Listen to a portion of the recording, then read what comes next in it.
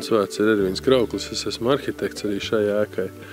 Un šī savrupmāja pasīva, certificējama pasīva savrupmāja. Īsumā var teikt, ka šādas ēkas nākotnē būs aizvien vairāk, un gandrīz visas. No manas puses lekcijas ir par blīvumu, par ēkas norobežojošo konstrukciju gaisa necaurlaidību, par termiskajiem tiltiem un par logu iebūvi. Es pat varētu teikt tā, ka visas šīs tēmas ļoti savijās kopā. Šīs tēmas atrisina tādas būvfizikālas problēmas.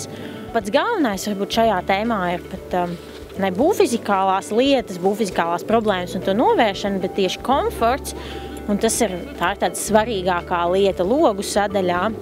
Šajā lekciju dienā no rīta ir teorijas daļa, un pēcpusdienā mums nāk ražotāju pārstāvji.